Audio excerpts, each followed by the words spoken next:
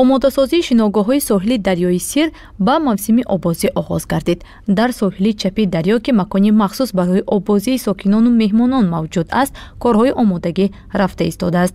Аз ҷониби масъулини сарраёсати ободонии хоҷагии манзилии коммуналии шаҳри Хуҷанд нишастгоҳҳои махсус оварда шуда, рангубори пояи сутунҳо ва дигар лавозимотҳои шиногоҳ ба роҳ монда шудааст.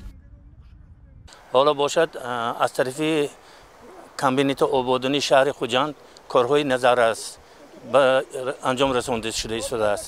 Рангубори конструксия, харакҳо мана дида истодем ки ҳар хел конструксие ки дар ҳамин ҷо мавҷуд аст, ҳаминҳоро омода кардем. баъзи шикастгоҳоша пайванд кардосем. мана ҳамин ва обитобгоҳ тайёр мебошад.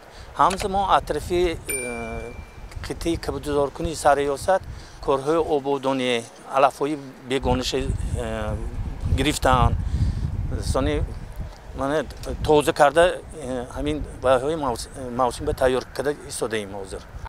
бинобар гуфтаи масъулин, корҳои чароғонкунӣ дар ин ҷо пурра ба анҷом расидааст. Барои ду шиногоҳи соҳили дарёи Сир 6 адади чатрҳои махсус, нишастгоҳҳо ва макони либосивазкунӣ низ пурра таъмир мегарданд. дар ин соҳили чап обгутобгоҳ мо рӯзҳои наздик қум барои обозӣ оварда мебиёрем.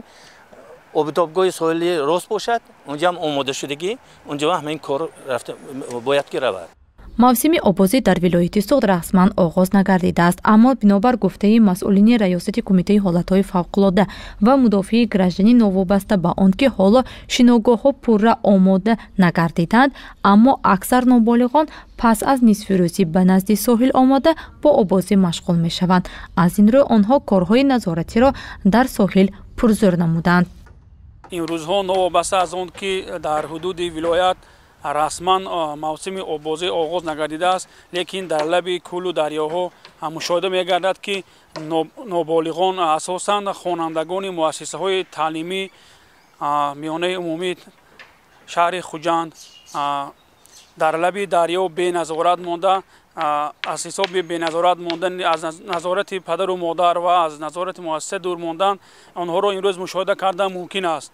бинобар ин мо аз ҳамаи падару модарон, аз ҳамаи шаҳрвандон, аз роҳбарони муассисаҳои таълимии миёнаи умумӣ эҳтиромона хоҳиш менамоем ки фарзандони худро, хонандагони худро дар ин мавсим беназорат нагузоранд, чунки ба ҳодисаҳои нохуш овардан аз эҳтимол дур нест. мавсими обозӣ вобаста ба вазъи боду ҳаво дар вилоят ҳамасола аз санаи 1 июн расман оғоз мешавад. то ин вақт бошад барои тамоми мутасаддиён муроҷиатномаи раёсати кумитаи ҳолатҳои фавқулода ва мудофии гражданӣ дар вилояти Суғд ирсол гардидааст, то ин ки обитобгоҳҳоро пурра ба мавсим омода созанд. аз ҷониби бахши раёсати мазкур дар шаҳри Хуҷанд бошад, баҳри бехатарии шаҳрвандон ҳангоми обозӣ тадбирҳои зарурӣ роҳандозӣ хоҳад гардид.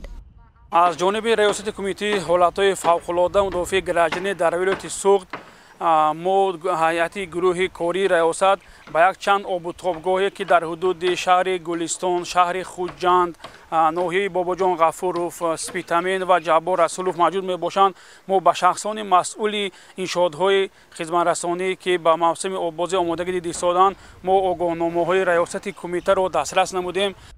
масъулин гуфтанд ки то охири ҳафтаи равон шиногоҳҳо пурра ба мавсими обозӣ омода мешавад, зеро якбора гарм шудани ҳаво метавонад боиси зиёд шудани шумораи шаҳрвандон дар маконҳои обозӣ гардад.